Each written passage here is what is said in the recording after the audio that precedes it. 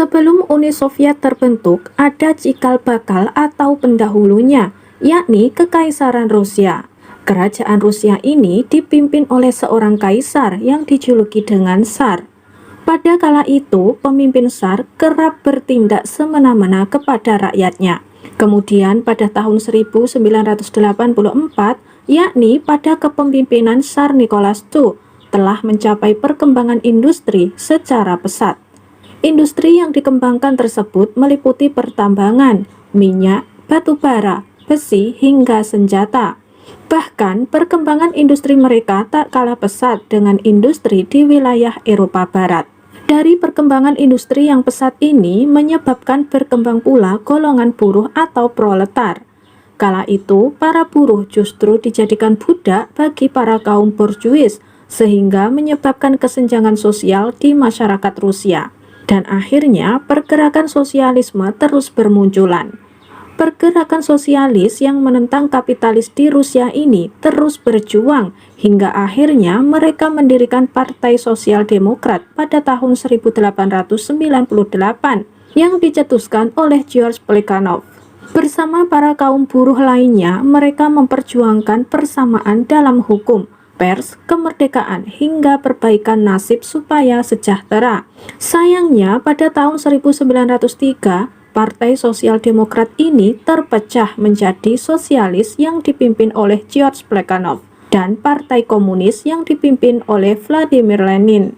Pada kepemimpinan Tsar II tersebut tidak hanya terjadi perkembangan industri saja, tetapi juga perang antara Rusia dan Jepang, tepatnya pada tahun 1904 sampai dengan 1905, dan kemudian dimenangkan oleh negara Jepang. Hal tersebut mengakibatkan kepercayaan masyarakat terhadap Tsar Nicholas II menjadi menurun secara drastis. Nah, baik pendukung Partai Sosialis dan Partai Komunis menuntut perubahan terhadap kerajaan Rusia. Perlu diketahui bahwa Kekaisaran Tsar Nicholas II ini runtuh disebabkan oleh banyak hal. Salah satunya adalah peristiwa Minggu Berdarah yang terjadi pada tanggal 22 Januari tahun 1905. Kala itu, seorang pendeta bernama Georgi Apollonovich Gagapon memimpin kaum buruh untuk menuju istana guna menyampaikan petisi berisi tuntutan akan perubahan nasib, terutama pada kaum buruh dan tani. Namun, para pengawal di istana Sartu tersebut menanggapi kedatangan mereka dengan tembakan senjata api, sehingga menimbulkan kemarahan bagi masyarakat Rusia. Setelah melakukan pemogokan besar-besaran di St. Petersburg dan pemberontakan, akhirnya perjuangan kaum buruh ini mencapai puncaknya pada tahun 1917.